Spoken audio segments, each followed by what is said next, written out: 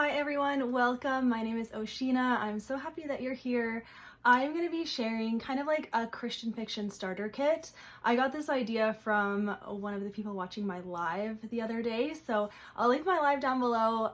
Thank you so much to everyone who came. This is the first video that I'm filming since I made the live, since I was live.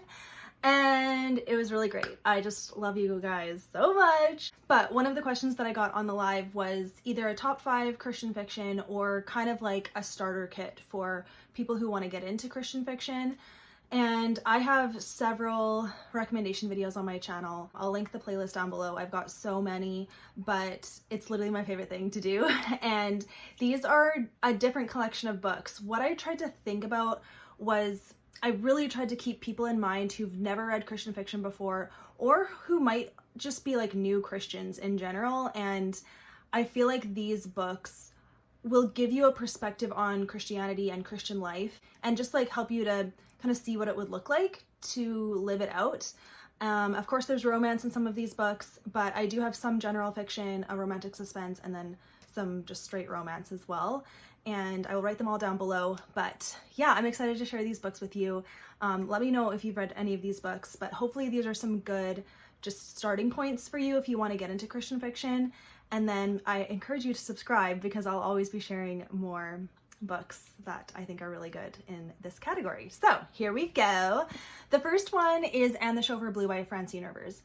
This I would consider it like more like general Christian fiction. There isn't particularly romance in this book because you follow a married couple. The guy is the son of a man who was a pastor of a mega church in the States, and he's now become a pastor himself as well, and he is pastoring his own church, and he ends up getting hired to kind of help this really small kind of shrinking church to grow, and he kind of takes it too far. He really takes it too far. And you just follow this pastor and then his wife and how that plays out of them like pastoring this new church. But you did get like more perspectives from the wife, and I just found it absolutely captivating because the wife was like a very like innocent, pure heart, and she just loved Jesus with everything that she had. And her husband really kind of got lost in the business side of running a church, and it kind of totally went to his head, and he kind of went crazy with it. And all of the stereotypes that you hear about from pastors that are pastors of mega churches, this guy lived out, and you see it on page, and it's like devastating. And then you do see the kinds of people that are attracted to this mega church, and I just found it so fascinating because you got to like really see the perspective of so many different kinds of Christians, and I didn't feel like it painted a bad picture of anyone in particular. Like everyone had their flaws. In a way, it was kind of like a wake-up call. Like, am I behaving like these people? Do I have these things in my heart that are not of God? Am I forgetting what the gospel is all about? Yeah, so I would encourage anyone to read this that is a Christian.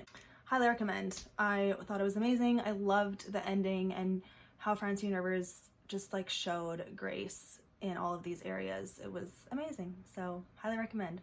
Okay, another kind of general fiction, which is similarly themed actually to this book, which I didn't mean to do, but it's called The Prodigal by Brennan and Greg Garrett.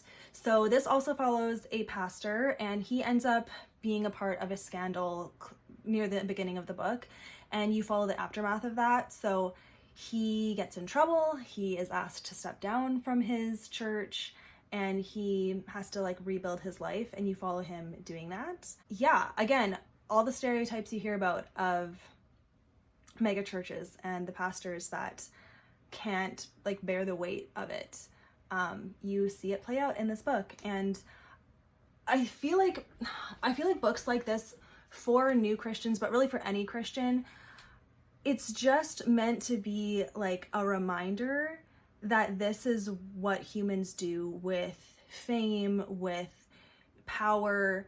We get corrupted so easily, and it was just a good reminder to be aware of that corruption that is so easy to happen. And it doesn't have to be in a church setting, it can be anywhere really. But I thought this was really well done, and I'd recommend it. It's just a standalone. So, okay, the one romantic suspense I would recommend if you want to get into romantic suspense and you've never read it before and there's Christian themes in it is If I Run by Terri Blackstock. This is brilliant. This is a trilogy, so be prepared because each book ends with a cliffhanger that you like have to continue reading or you will go crazy. This one you also get alternating perspectives, so that's fun. So you follow a girl who's on the run from the police and you find out various reasons why, and you're supposed to be on her side, which you are quickly, and it was like really fun to watch her evade the police, which doesn't sound good, but there you go. And then you also follow a private investigator who is commissioned to find her, and you get his perspective. So yeah, you see how their paths cross. And what I liked is this book felt very smart. It felt like Terri Blackstock did not make her characters dumb. I feel like she did research and it was good. It was very satisfying. And there's like, yeah, there's mysteries around murder and I would say there's like no romance in this first book. So it kind of like gives you a taste of romance and then you can keep going and get more of it. But yeah, highly recommend if you've never read this, and if you're new to Christian fiction, I think this is a great place to start for romantic suspense. Okay, romance. My specialty. I really, once again, tried to think of people who've never read Christian fiction before, who might be new Christians, who want to read clean fiction, maybe for the first time or come back to it and read like really good romance. Okay, so first recommendation is Love on a Little White Lie by Tammy Gray.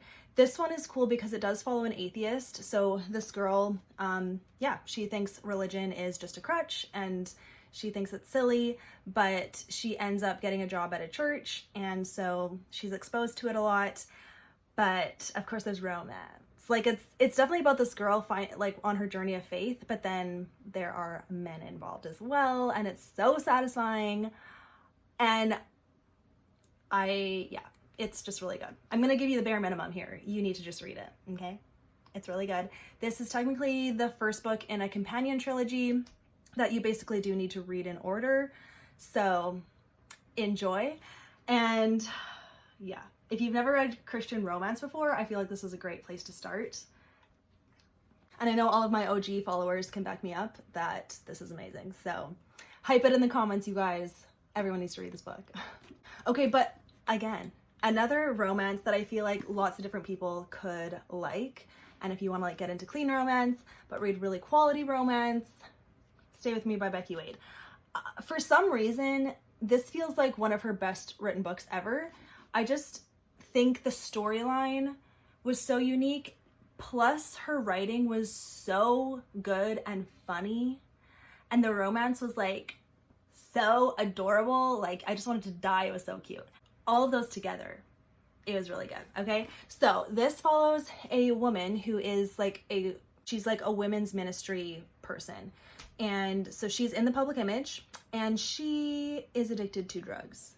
So she's trying to hide that, but it's getting more difficult. And she ends up like kind of breaking into this guy's house and crashing on his bed and falling asleep there. And then he comes home and is like, there's a woman in my bed. What is going on? And you go from there. Okay.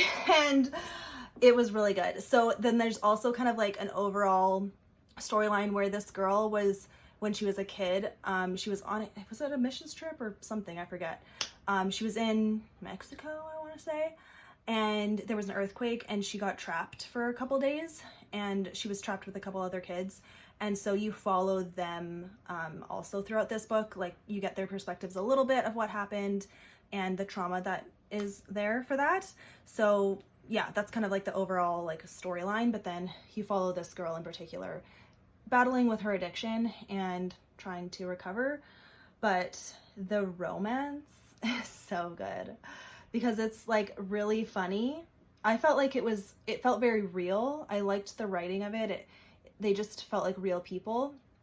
And then there was also kind of like a story of forgiveness and redemption and grace closer to the end that was really satisfying to read as well. So overall, this is such a good Christian romance. Like you need to read it. If you've never read this before, and if you like want to get into clean romance, this is a must read. Okay, lastly, I'm also going to recommend My Foolish Heart by Susan May Warren. This book was really great because it represented anxiety so well, in my opinion, like especially anxiety that like makes it hard to leave the house. I have experienced that before, and it's like, the way she wrote about it was really well done. It may also be slightly triggering, so just like be aware of that. There is a lot of anxiety talk in this book, but because of that, it just felt more deep than just a typical romance, because these characters had real issues, and it wasn't just about like, oh, he's cute, I like him. Like, no, they had like deep heart things that were going on as well, so I really liked that. But you follow this girl living in a small town. She is agoraphobic, she has anxiety, and you find out why and all those things. And then a guy moves in next door who has a prosthetic leg, and so he has issues around that as well. You find out all of his past around that, and he sees her and can tell that she has a lot of anxiety, so it's not like a lust thing. He like truly just sees friendship with her and wants to help her, so he tries to befriend her, and there's just like really cute moments between them, and then it does develop into romance. But it was, I guess it was slow burn, you could say, for that reason, but it also, like, I don't know, just all of those things. It made it really good. So highly recommend this book. This is technically a part of a like series set in this town of Deep Haven, but you can read them all out of order. They follow totally different characters. So yeah, highly recommend this one too. So that is it, you guys. Here are the books. So this is kind of my Christian fiction starter kit.